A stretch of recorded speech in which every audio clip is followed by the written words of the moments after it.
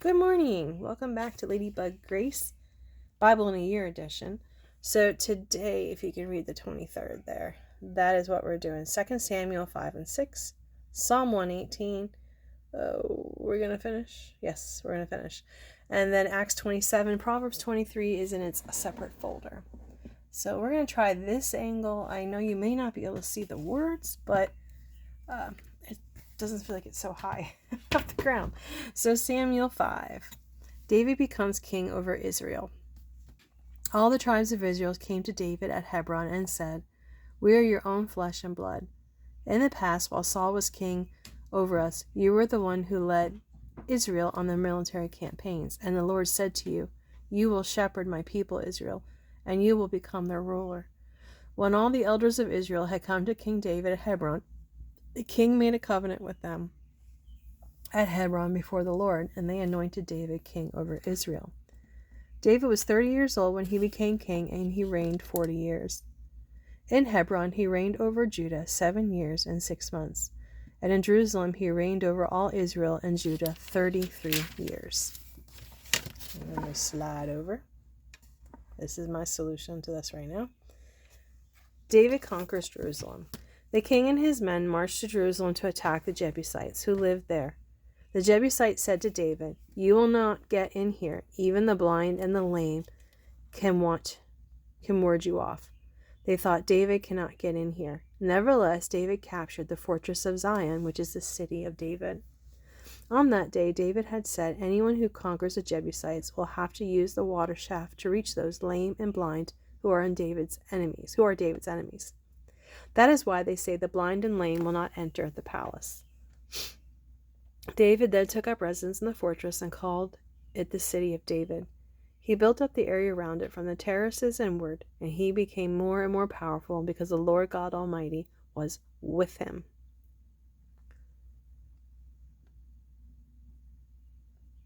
So I just want to see something. Okay. Now Hiram, king of Tyre, sent envoys to David, along with cedar logs and carpenters and stonemasons, and they built a palace for David. And David knew that the Lord had established him as king over Israel, and exalted his kingdom for the sake of his people Israel. After he left Hebron, David took more concubines and wives in Jerusalem, and more sons and daughters were born to him.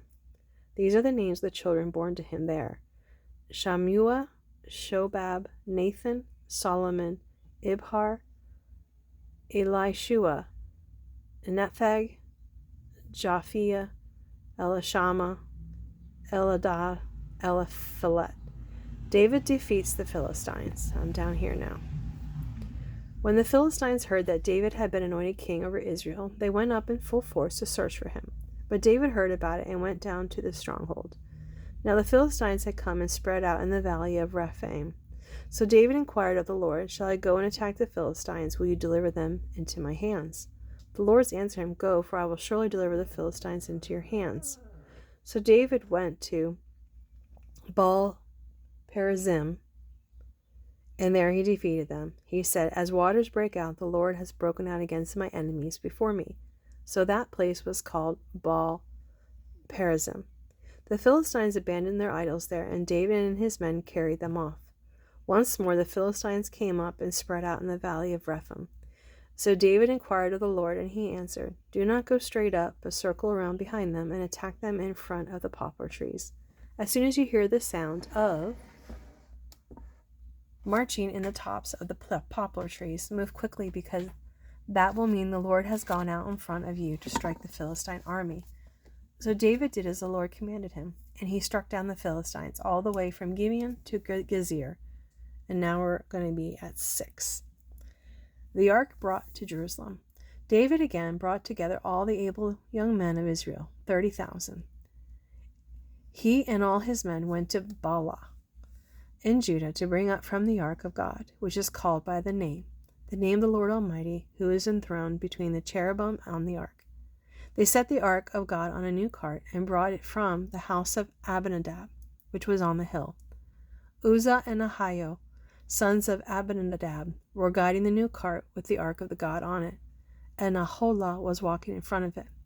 David and all of Israel celebrating with all their might before the Lord with castanets. harps, and lyres, timbrels, sistrums, and cymbals. When they came to the threshing floor of Nacon, Uzzah reached out and took hold of the ark of the God because of the oxen's stumble. The Lord's anger burned against Uzzah because of his irrelevant act. Therefore God struck him down, and he died there beside the ark of God. Then David was angry because the Lord's wrath had broken out against Uzzah, and to this day that place is called Perez Uzzah. Okay. And we're going to slide back over. David was afraid of the Lord that day and said, "How can the ark of the Lord ever come to me?" He was not willing to take the ark of the Lord to be with him in the city of David. Instead, he took it to the house of Obed-Edom, the Gittite. The ark of the Lord remained in the house of Obed-Edom, the Gittite, for 3 months, and the Lord blessed him and his entire household. Now King David was told, "The Lord has blessed the household of Obed-Edom and everything he has because of the ark of God." So David went to bring up the ark of God from the house of Obed-Edom to the city of David with rejoicing. When those who were carrying the ark of the Lord had taken 6 steps, he sacrificed a bull and a fattened calf, wearing a linen ephod. David was dancing before the Lord with all his might, while he and all Israel were bringing up the ark of the Lord with shouts and the sound of trumpets. As the ark of the Lord was entering the city of David, Michal, daughter of Saul, watched from a window. And when she saw King David leaping and dancing before the Lord, she despised him in her heart.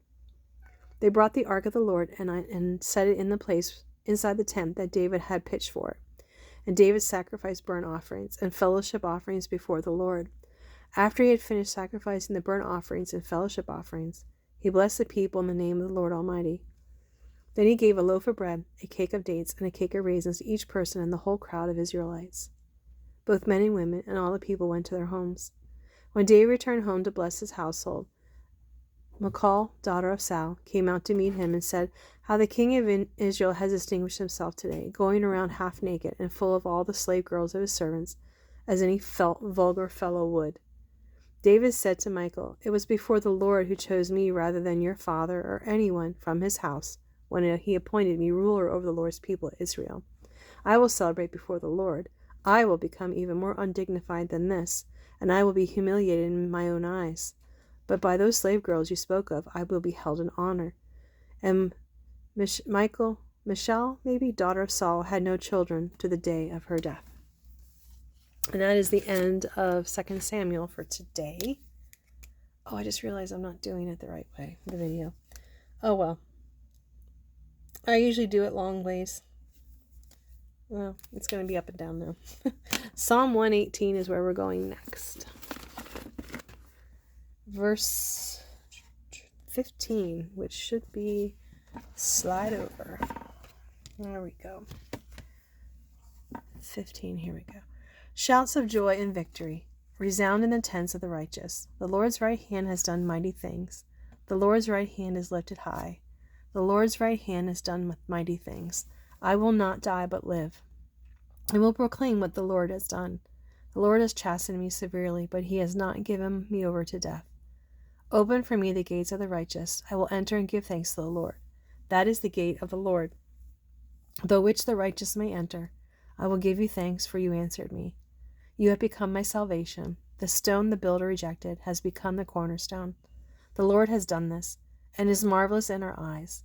The Lord has done it this very day. The Lord has done it this very day. Let us rejoice today and be glad. Lord, save us. Lord, grant us success. Blessed is he who comes in the name of the Lord. From the house of the Lord we bless you. The Lord is God, and he has made his light shine on us. With bows in hand, join in the festal procession up to the horns of the altar. You are my God, and I will praise you. You are my God, and I will exalt you. Give thanks to the Lord, for he is good. His love endures forever. Okay, and that is the end of Psalm 118, 24.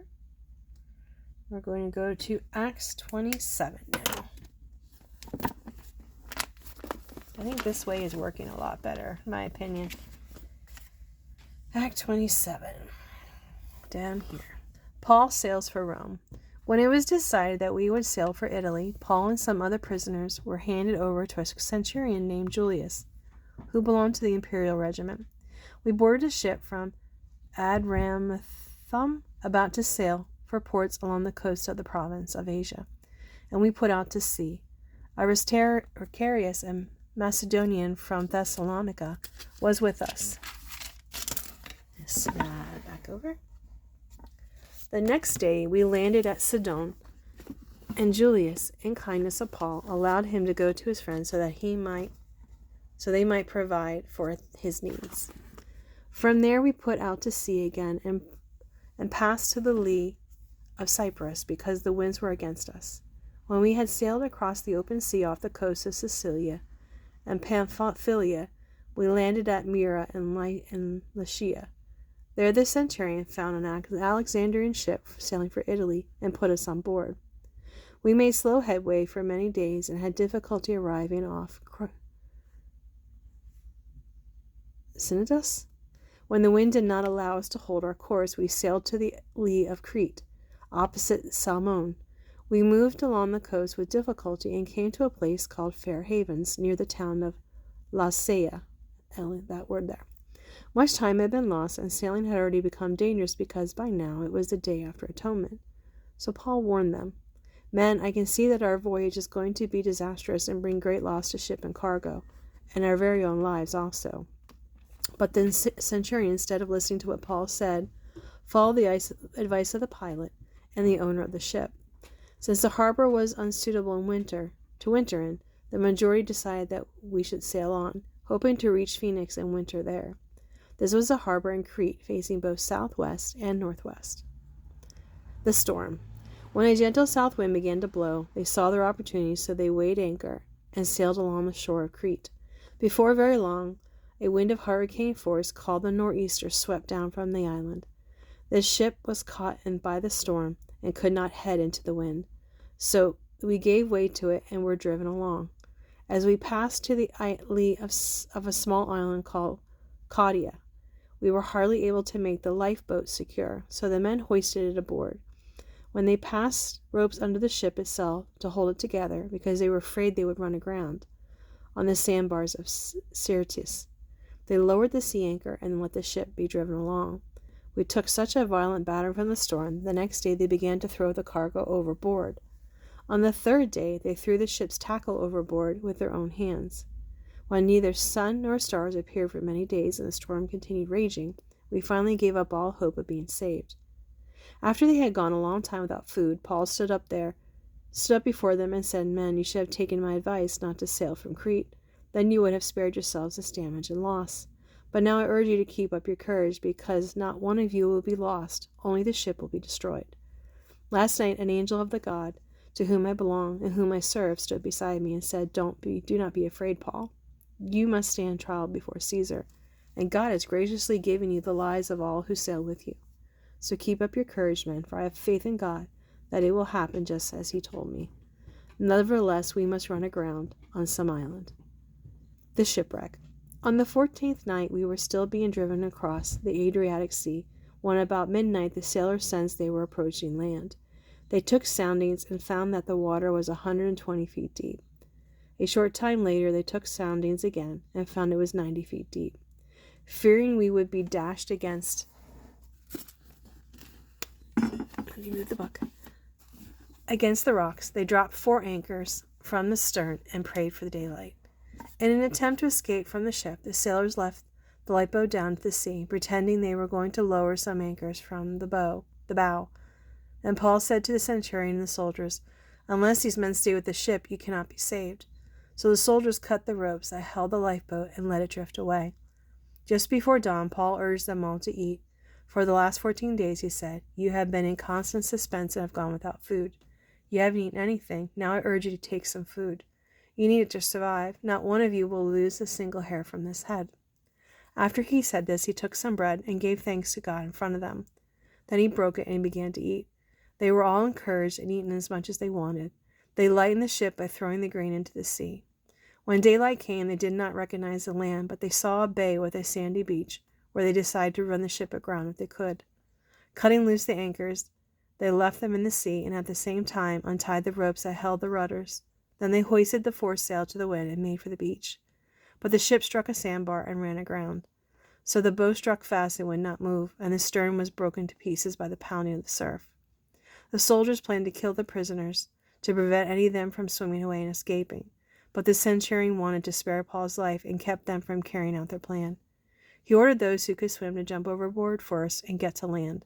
The rest were to get there on planks or on any other piece of ship. In this way, everyone reached land safely. And that is the end of Acts 27, and that is the end of today's readings. Please go visit the Proverbs folder so you can listen to Proverbs 23. Thank you.